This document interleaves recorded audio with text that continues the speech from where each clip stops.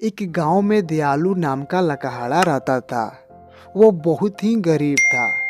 वह जंगल की लकड़ियों को काटकर बाजार में बेचता और उससे जो भी पैसे मिलते थे वह खुशी खुशी गुजारा करता था।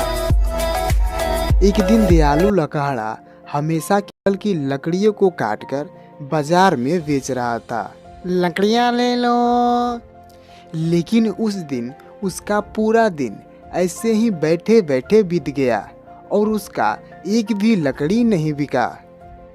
तो दयालु उस दिन बहुत ही ज़्यादा दुखी हो जाता है और अपने मन को संभालते हुए बोलता है, शायद आज बाजार में ग्राहक नहीं आए होंगे, इसीलिए मेरी लकड़ी नहीं बिकी। कोई बात नहीं, अगले दिन बिक जाएंगी।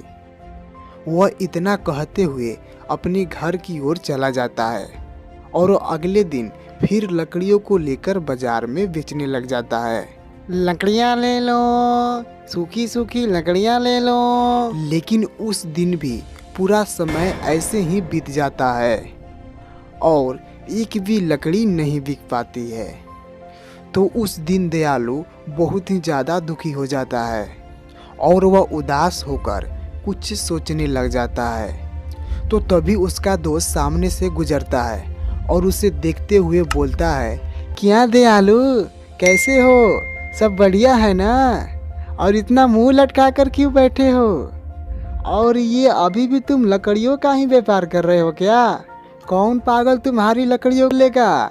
आजकल के लोग अब गैस सिलेंडर से खाना बनाते हैं, तो तुम्हारी लकड़ियों को कौन लेगा? जाओ जाओ, कोई दूसरा धंधा करो, इन लकड़ियों को कोई नहीं पूछने वाला। जाओ जाओ, धंधा कोई चेंज करो। पागल कहीं का, अभी भी लकड़ियाँ बेच रहा है, गैस का ज़माना आ गया है।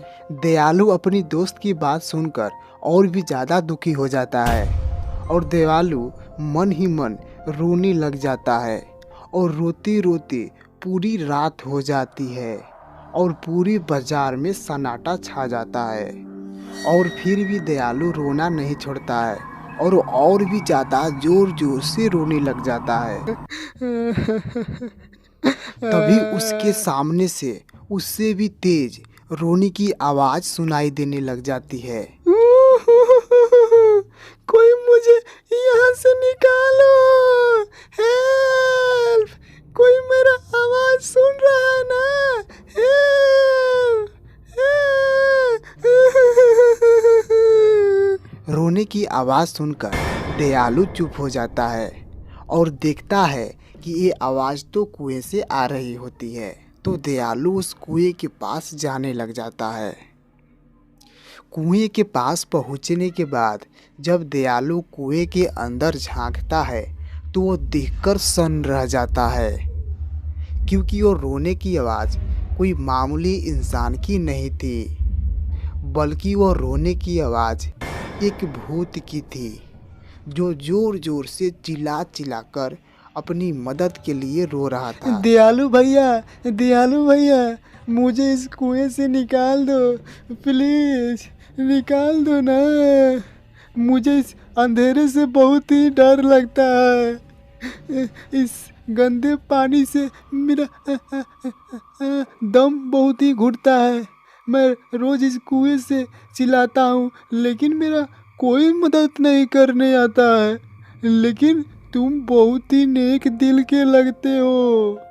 दयालु, मुझे इस नर्क के कुएं से बाहर निकाल दो ना, प्लीज।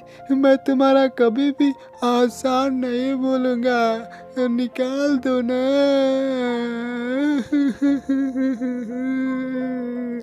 दयालु को उस भूत की बात सुनकर दया आ जाती है और वह दयालु भूत से बोलता है, ठीक है भूत भाई, मैं अभी तुम्हें निकाल देता हूँ।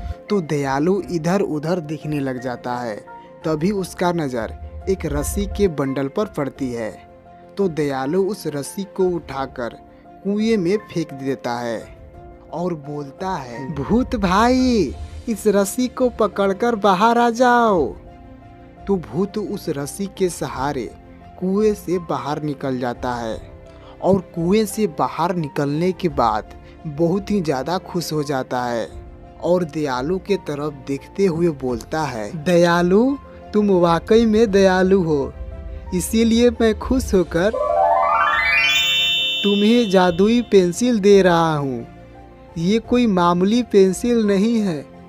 तुम इस पेंसिल से जो भी चित्र बनाओगे वो हकीकत में बदल जाएगी। इस पेंसिल से तुम अपने सभी ज़रूरतों को पूरा कर सकते हो। ये लो।